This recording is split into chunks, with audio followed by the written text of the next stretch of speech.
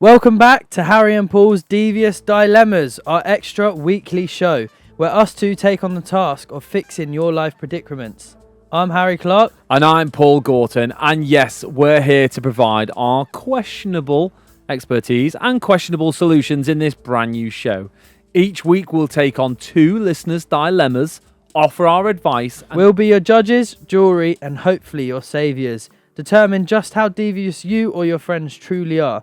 Whether we can actually save you, or if you're a problem that we can't even fix. From family to friendships, lovers, or even those awkward in-betweeners, we want to hear your best, your worst, and your most downright ugliest predicaments. So buckle up and step into the Devious Dilemmas! Thanks. Oh, for those listening, I forgot to do that bit the first time round. Right then, Devious Dr. Harry. What is your listener dilemma this week? Devious Dr. Harry, what a name. Yeah. What a name. So we love last week so much. Again, we love this so much because we feel like we're connecting with you as the listeners. Yeah. And this week, I've received this listener's dilemma. Okay. I've been friends with this person for over a decade. We've been through thick and thin together. Wow. And I considered her my best friend. But recently, I discovered something that made me question everything. Oh my God. A few weeks ago, I noticed that some of my personal items were missing. Really little things, like a key ring or a pair of earrings. At first, I thought I was just being forgetful. But then I found some of these items in my friend's bag when she stayed over at my place. I confronted her and she apologised. Profusely. Is that word? Yeah. Says? That's some mad English. So she apologised profusely, saying it was an accident and she must have picked them up by mistake. I wanted to believe her, but something just didn't sit right with me. So I did something I never thought I'd do. Wow. I set up a small camera in my living room to see if it would happen again. And it did. I caught my friend on camera taking more of my things. Once I confronted her with the evidence, she broke down and admitted that she has a big problem and sometimes takes things without realising it. She begged me not to tell anyone and promised to get help. She even offered to return everything she took. Now I'm torn. I feel betrayed and hurt, but I also see that she might be struggling with something beyond her control. I know you guys are the crime experts, so I thought who better to ask? What should I do? Well, you've come to the right place. Oh my God. Isn't it called... a mad story. I think it's called kleptomania.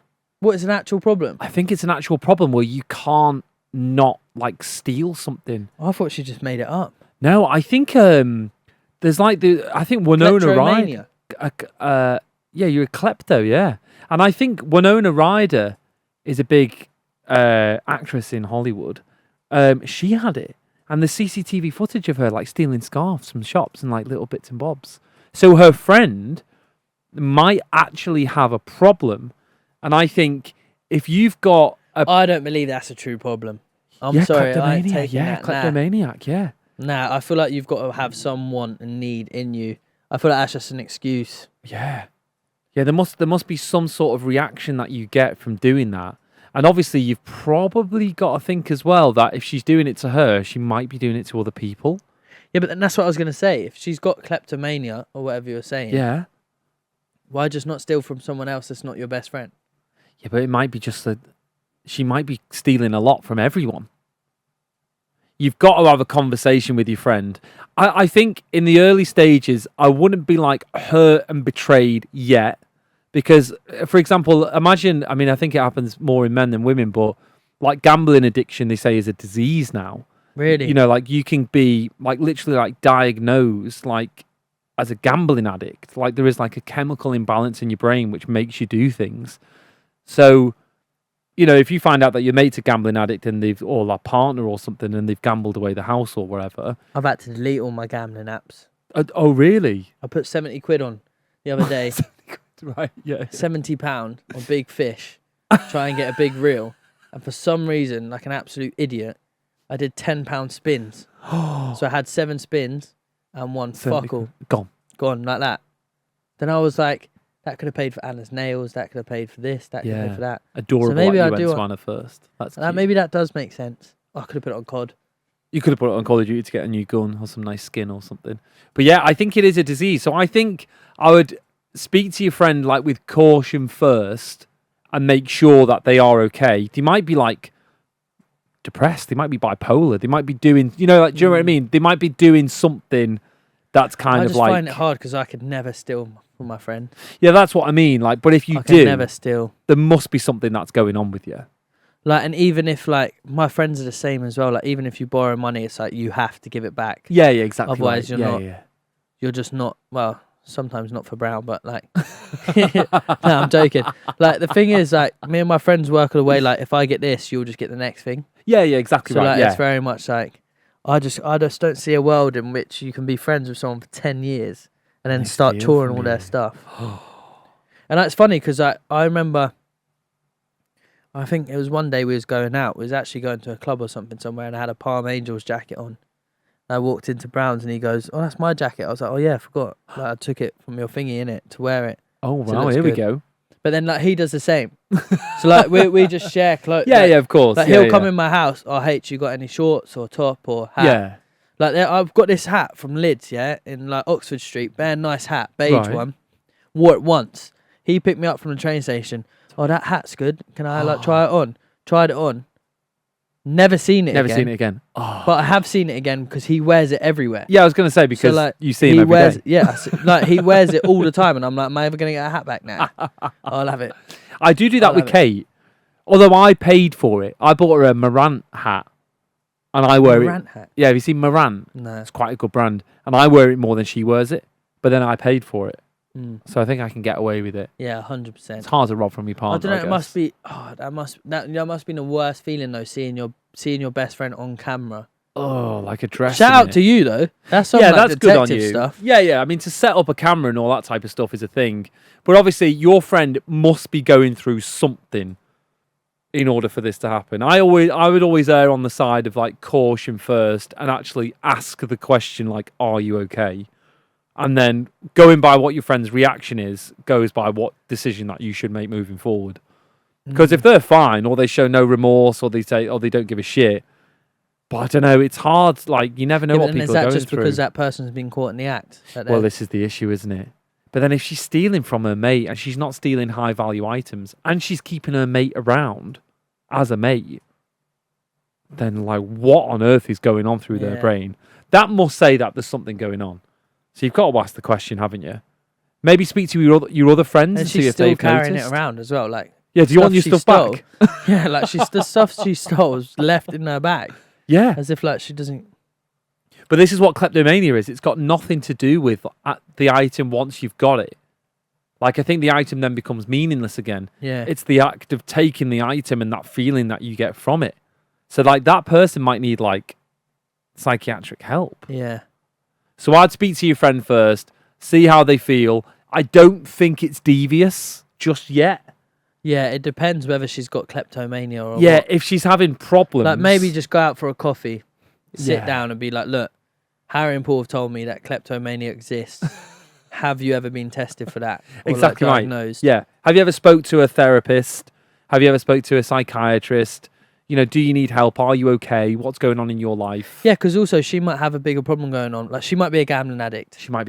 Or like, and then if I found that out about one of my mates, I would feel so much worse that they felt like they had to steal from me, and then I said can't be my friend no more. Yeah. Whereas if they just told me, I would help them out. Yeah, exactly. Like, what? You don't need to steal my stuff. Like, I will give you what you need to get through this and help you in a way to get around this. So, but she's not you never know. Selling the items, which is what makes me feel feel sorry for her. If you've still got the items, that says to me you're just taking things to take things. Yeah, but then it could be a flip side. She could be really jealous of her. She wants to wear her stuff. But it also might not be that deep. She might just really want the items and it's in her house. But I think if she thinks that way and she just starts having a go at this person, I can't believe you're just taking all my stuff. Yeah. Then if that person is struggling, they might lock up even more and not tell you. So I think err on the side of caution. Have a little chat with her. Make sure she's all right. Nice, mature sit-down chat. A nice, you hit the nail on the head. A coffee. Yeah, coffee. I think everything's fixed over a coffee. And she might turn around and say, actually, I don't even realise I'm doing it. I'm struggling. Something's happened in work. I'm stressed. And then you can kind of fix it together. But maybe just don't, invite her around. But then also, that's what I mean. But then also if she does come back and go, oh, I don't really know what's going on, but then doesn't go and seek help and then carries on stealing your stuff. Yeah. There's got to be a time and a place where you go, all right, I've had enough. Well, then, sort of, yeah, you've got you to have decide. to be quite brutally honest and be like, look, I can't be friends with someone who steals from me, because you don't know what that could lead to. So I would say start off with a sit-down coffee. Yeah. See what's actually going on. Do arm's length. Yeah, keep arm's them away length. a tiny bit until we figure out what's going on. And if then, you get nowhere from that conversation, but then your stuff still goes missing. Yeah. Then I feel like you have to sort of speak to yourself and be like, look, know your worth again. Yeah. Always saying this to people, just know your worth. Yeah. You can't have a friend stealing your stuff. No. I would never have a friend stealing my stuff. Maybe chat to one of the other friends. Yeah. You know, let's say with Brownie, with you speak to Carl. Have you noticed anything different about him? Oh, yeah, well, actually, his mum and dad are getting a divorce. You know, something like that. So, yeah, but then if all else fails, I think you have to start migrating away from that person. So give them the help, give them as much rope as you can. But then if there is nothing wrong with them and they are genuinely just stealing your stuff, like taking advantage of you type of thing, because you won't call them out, then we need to make a call whether we cut this person out. Fucking hell. That is good advice. Great advice. That's great advice. Great rice. Not to Great like chicken part and ourselves. Is that what should we call it? That's some chicken and rice we've just served you up there. You're a vegan. So Fake chicken. Frickin'. that is some freaking good frickin' and rice. That's some freaking good advice. Yeah. I love that. Well, we'll be back after the break, and then Paul can tell me all about his dilemma and whether it will stand up in the devious department. Wow. See you then.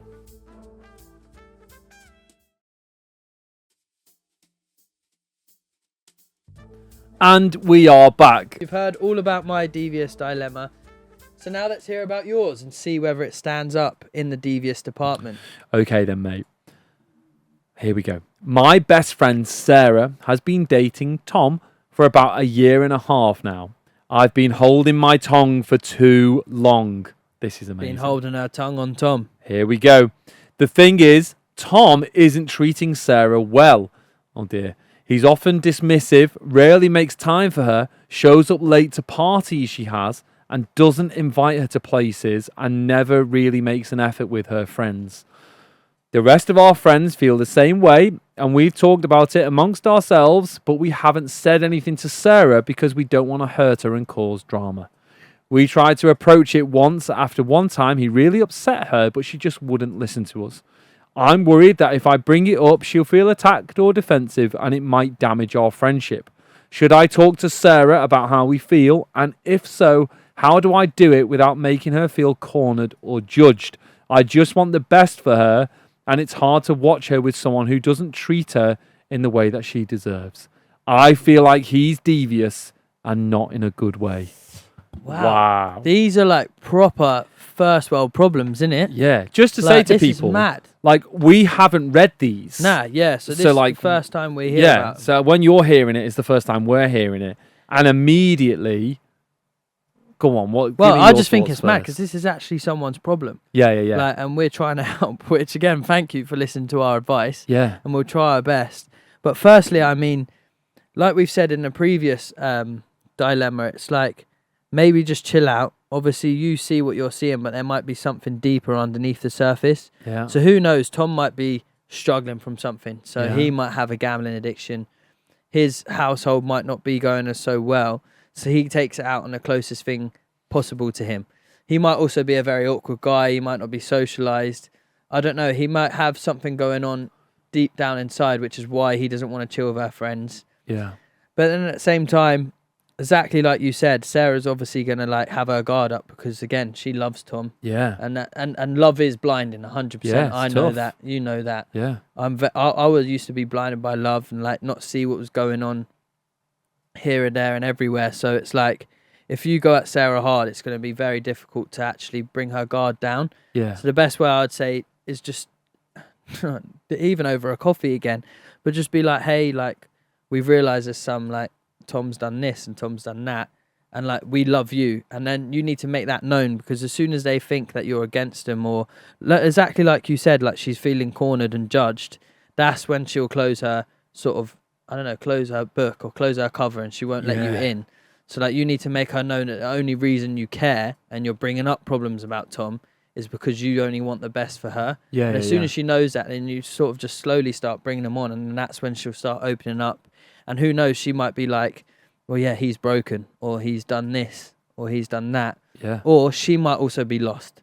So there's like a lot of ways this sort of conversation can go, but you need to do it in a very open-minded sort of way. So you can't just go straight to Sarah and be like, I hate Tom. Yeah, exactly right. Which is probably what boys would do. Yeah. Like, I would do that to Brown. I'd do that to Paul. I'd say, oh, I hate Kate. She's fucking done my nut in because of this. Whereas when it comes to females are very more attentive and like they need. You gotta be careful. Like but they're also very strong in their own way. So as soon as like you go to her, if you go to her again, cornering her, that can bring her guard up and she'll try defending Tom. But maybe just have like a really nice chat with her and just sort of be like, look, I love you so much. I'm your best friend. Don't even mention the fact you and your friends have talked about it, because that'll just bring a whole lot of drama into it, because then she'll think you've been talking about her behind her back. She doesn't need to know her friends all feel the same way. She can see that from each individual friend going to talk to her about the same situation. Exactly right, yeah. Without making it known that you guys have been talking, because I think that's just worse, I feel like. Yeah. Like you've been talking about her behind her back. It's kind of embarrassing. She's not really going to like it. She'll feel judged again. Yeah, she will. So, yeah, I mean, my best advice would be like, look, take her out somewhere and just be like, is everything okay? Yeah. That's all that matters. Is everything okay with you and Tom? Yeah. Because then also give some examples, like, I've seen this, I've seen that. He's late to parties. Because also that is moving weird. Like, that is a red flag. Yeah, there's red flags throughout that entire story. Like, apparently I was late today, but I hate being late in life. Yeah. But I know, like, I would never be late to anything for my woman. Like, never. Yeah. Never, always on time. I think it's more attractive to be on time than it is to be late. Oh, yeah. Like, Well, yeah, of course it is. Well, it like shows being on time, like clean cut, but it can go ready to go. It can go deeper as well, though, can't it? Like, being late can also show like a complete like lack of respect. Yeah. Of your friends, or like your events aren't important to me. But I think you're absolutely right. I think it's very hard to address it because she will be blinded by love and she'll be very defensive. I think the idea of, you could even maybe give Tom a couple of compliments. Listen, you know, he is a nice guy and he's this and he's that. We want to make sure that you're okay. Yeah, even if you hate his guts. Yeah. I'd start off positive. Listen, we've seen, because she is happy with him at some points. Yeah. So there's a reason she's with him. Yeah, exactly right. She's still with him. Yeah. So be like, listen, we love him. We want you to be really happy. We've just noticed a couple of things. Can you put our minds at rest? You know, like, do you like it when he's late? Because, I mean, it's typical, isn't it? Because people will be defensive over certain stuff. But I think you've got to have the conversation as early as possible. I think doing it one-on-one, like you said, you don't want to be embarrassed and have everyone that's been ganging up on you and all that type of stuff. But, like, it's so true. I think a lot of people, when they hear stories like that, will immediately hate the fella. But you just never know the stuff that he's going through. That's why I said that at the start. Yeah. So I think it's worth. Yeah, I think it's worth addressing it, having a proper like adult conversation with her, and then maybe even saying to her, maybe speak to Tom and make sure that he's okay. And then at the end of the day, she might come back and say, actually, that started a massive argument.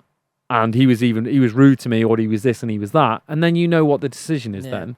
Like, we've had that conversation with our friends where, like, we've had a friend that's been with someone and we know that they don't work together. And Kate, and it is like I mean, girls are so headstrong. Like, they can sit and have that, like, really mature conversation of, like, listen, I don't think you're happy at the moment. Like, and this and that. Are you okay? You know, that type of thing. And I think, like, it can only show that you're a good friend. Yeah. I wouldn't like slag the guy off. I would literally just say, are you okay? Have you noticed this? Is that a thing? And like, you have to monitor it because these things can go on for ages. You know, people are in relationships for years and years where it doesn't work. And like, it only ends bad. So like, I think you're being a very good friend by flagging it up. Oh yeah. So then, and let's say you brought it up and they get angry at you and they get mad at you. You have to take it. You have to go in there expecting them to be defensive, and you've got to break that wall down a little bit and just say, this is only coming from a place of love. Yeah. We love Tom. We love how happy you are with him. We just notice that he's rude to you, or he's done this, or he's done that. And we just, you know, sometimes it isn't sitting right. And we wouldn't be a good friend unless we brought it up. Yeah. And I think then leading on from that, that's like where you should also have that little bit of a switch as well, because once you've had that conversation, if you do take our advice and you have that conversation, if it then carries on, there does need to be a point in time where you go, look, now I've had enough. Yeah. Sarah, like, you're my best friend. I want the best for you. That's it. And I don't know, it gets to a point where I have it all the time with like relationship problems and stuff. I'm so straight up and brutally honest, like, know your worth. And there's plenty more people out there. I bet there's, you've got Tom, you've probably got a Dick and a Harry waiting around the corner who would give Sarah the best like time of her life. So you've had Tom, like, there's always going to be someone else. Yeah, and as long as she can start to realise that, then you do need to be sort of strong in that situation too. Yeah. I don't know, it's hard. It's a hard situation. Well, I just think, always be expectant that, the person that you're flagging this up to, it's never going to be met with like warmth and kindness and like, oh, thank you for flagging up that you think that, my relationship's a joke and he's treating me like shit. We should break up. Yeah, and we should break up. But I think you be guarded over it. And it does go back to what we always say, like, however your partner treats you, if there's any type of negative connotations in there, you've got to air it out, have that conversation. Do not let anyone walk all over you. Like, you've got to know your worth. You are fully equals in the relationship. And if you don't feel like you're an equal in the relationship, then it is time to like air it out and have that conversation. It's not time to just say, oh my God, we're just going to break up. Yeah, no, of course. And like, that's what I was going to say. Like, Sarah also, like, Tom hasn't been taking her out. He's been dismissive, really makes times for her, like, shows up late. Yeah. Does it happen the other way around? Like, does Sarah ever take him out? Does Sarah ever buy him flowers? Does she ever want to plan dates? Yeah. Because like, if there's no effort from the pair of them, then, and they both see it, then they're both at fault. But as soon as it's like, if you're telling me now that Sarah's takes him out and buys him on dates and stuff, and I know obviously it might not be happening the other way around, then that's when you should be able to say to her, look, you take him out on dates, you do this for him, you show up here, you go and meet his friends. Why doesn't he do that for you? And then that's what will be the switch in her to think, yeah, actually, why does he not? Well, it's that question, isn't it? You could literally air it by just saying, like, do you think he puts in the same amount of effort as you do? It's either a yes or a no. And it's either a no because he's actually struggling. Because there is two sides to every story. Like, this lad might be going through a really, like, traumatic time.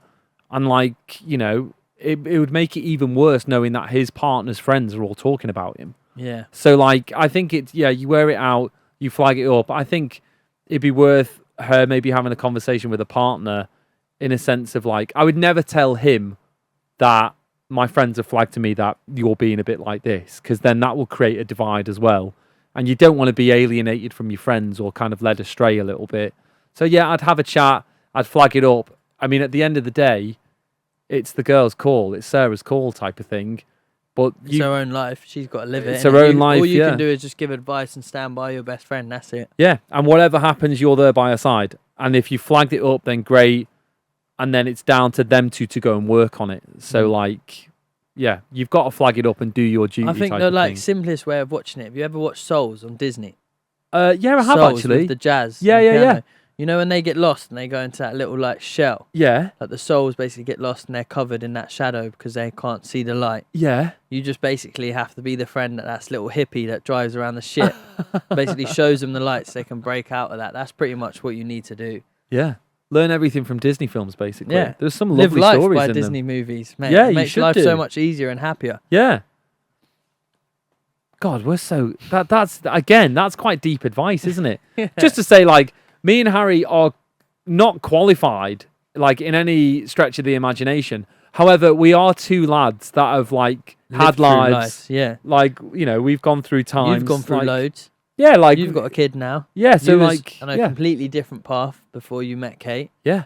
I'm only 23, but I've already been in the army 6 years, had to grow up really quick. Well, you've gone through a tough relationship, yeah. heartbreak, finding love, losing love, all that type of stuff. So, like, we are here almost to kind of lend an ear when, there might be some situations that you don't want to talk to anybody about just yet. Then be anonymous and send it in here. Yeah, because we don't actually know you. We have your first name. Doesn't mean we know you. Like, we can just... Yeah, I hope Tom doesn't listen. How many Toms are out there that's Mrs. is called Sarah that he's always late to her parties? Listen, Tom, if you're struggling, mate, speak to some of the lads. Speak to someone. Don't suffer in silence. And if you're not suffering and you are just being a not very good boyfriend, then you are going to lose that person. Sort it out, yeah. Yeah, sort yourself out, lad. God, we are so good at this. So, anyway, moving on from that, we are obviously here to discuss whose listener's dilemma is worse. So, Yes. who out of the two suspects is more devious? I actually think at this stage, none of them are devious because there might be underlying factors. Yeah. I would say the one stealing is obviously more devious, surely, because she's stealing stuff from her friend. Yeah, like She's taking earrings and stuff. I think the second one, talking about Tom, I wouldn't even say, even if he's doing that on purpose, he's not devious. He's just a bit of a dick. Yeah, he's just not a good he's boyfriend. Like, doesn't make him devious, really. It's just, what a knob. Yeah. Like, he just doesn't know how to treat a woman right. Yeah, he's just not a good partner. Yeah. Yeah, I feel like to be devious, you need to have actually like done something. And like, try to get away from it, and you get the thrill, which is why I Yeah. would say the stealing. oh yeah, well, jewelry. it's definitely like the stealing. She's obviously getting a thrill out of stealing from her friend. That's why Yeah. she does it so much. So she is the most devious. I would say out of the two of us, you definitely helped the most in this one. Yeah, I've got to take my hats off. What do you mean? Yeah. You think I helped the most? Yeah. I think I misheard what you said. Actually, I thought Yeah, you said we helped the most. No, I said you. Oh, I helped the most. Yeah, I was like, I whoa, thought you I said. thought I was helping a little bit. No, I thought you was said like, yeah. Like, okay, I I'm thought trying you- to help here too. No, but I said the way you know, like, about kleptomania and that, they might have never known about that, innit? So I'd say Yeah, you're that's more helpful true. in that sense. I thought that you said. I think out of this one, we helped the most. No, I than said you. Than the first episode. No, I think we both give an equal opinion on things. I don't think there's one answer to everything. And this is where I think our strengths are, is that, yeah, I'm like a 36-year-old dad, and you're a 23-year-old like young lad. Like, you're at almost the start of love, even though you and Anna feel like you've been together for 40 years, and we're quite far in. So I feel like, yeah, our life experiences together hopefully can only help you. Because a lot of people might message in at like 19, 20. I would Do you say know what I I'm mean? quite a mature 23-year-old as well, to be fair. Yeah, especially when you're with Anna. You are like a couple of old people. You're like the old man from Up and the old woman from Up. And then when she lets me go, I'm like, Russell, the wilderness explorer. I go out and explore. Your knowledge of Disney films is absolutely unbelievable. Okay, well, there are our dilemmas. I love doing these episodes because you fucking never love know what we're going to say. You know, like we read Because for the it's first actual time. problems as well. Like, we haven't Yeah. made it up. Yeah, and we're not being Like- silly or trying to be funny. We're genuinely We're trying to give you help. advice. Yeah. Yeah, Which, again, is a different side of us exactly for right. everyone to see. This is amazing. Everyone at home, thank you so much for joining us on this episode of Devious Dilemmas. And remember, we want to hear your thoughts on our listeners' dilemmas and, of course, your own dilemmas. I will say as well, let's be sensitive in the comments over certain stuff because we are on, like, sensitive topics. So email us at harryandpaulpod@gmail.com or let us know on Instagram at harryandpaulpod. Thanks as always, Paul. Remember, we'll be back next week with our main Harry and Paul Are Devious episode on the Tuesday. And for more Devious Dilemmas, that will be out on the Friday. So see you then. Loved it.